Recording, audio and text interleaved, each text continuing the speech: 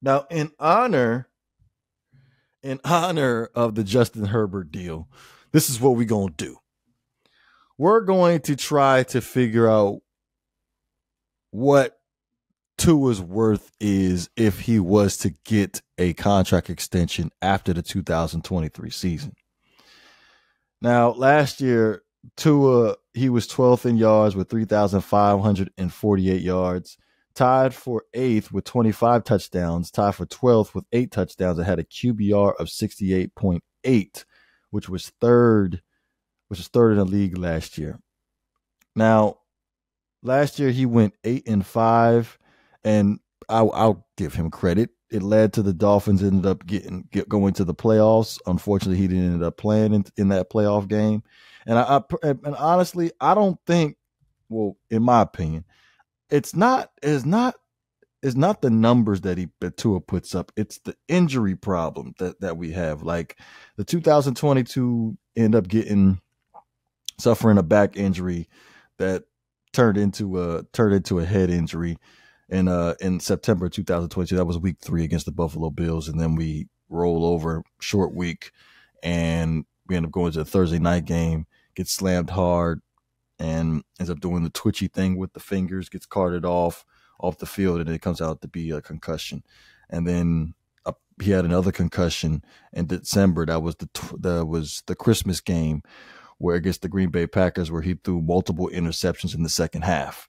So it's not the numbers that Tua puts up. Even though I have my gripe with Tua's ability as a quarterback due to the arm strength issues, and sometimes his decision making.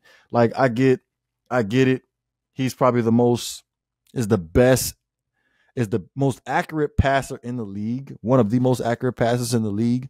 But sometimes that can get him in trouble as far as his anticipatory throws that he makes, because of the fact that the windows, like he could put the ball in some tight windows. But my thing is with him is like he just be a little bit hesitant when he ends up throwing some of his passes, and then that's where that can lead into a problem.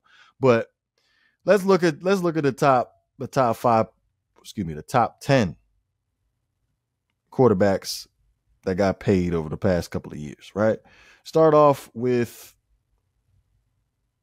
Daniel Jones, $40 million. Dak Prescott, $40 million. Matthew Stafford, $40 million. Josh Allen, $43 million. Patrick Mahomes, $45 million. Deshaun Watson, $46 million. Kyler Murray, $46.1 million.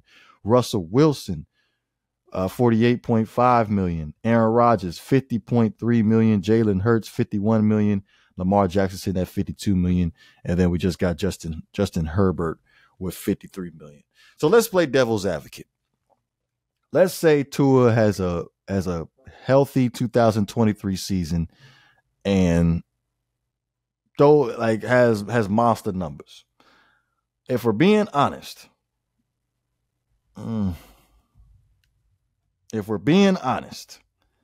we got like what, 1, 2, 3 quarterbacks tied for ninth in the league with $40 million. I would probably put Tua in that ninth slot and put him at 40.1, 40.5, 40.3, 40.2.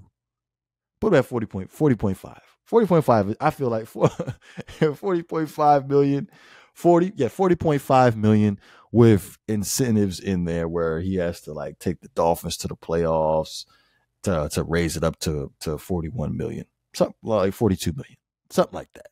Like I'm not a numbers guy or contract guy, so I'm just putting this thing together here. But I think 40.5 million, that should be where he deserves to be at, because he's not in the top 5 in my honest opinion. Like Patrick Mahomes and Josh Allen, they're more like we want to build around the team. Like we're good with sacrificing.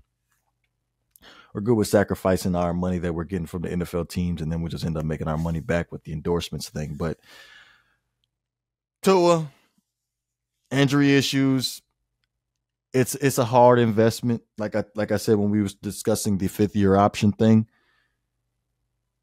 But if push come to shove and he has a successful season, yeah, 40.5 million. I feel like that's That's respectable.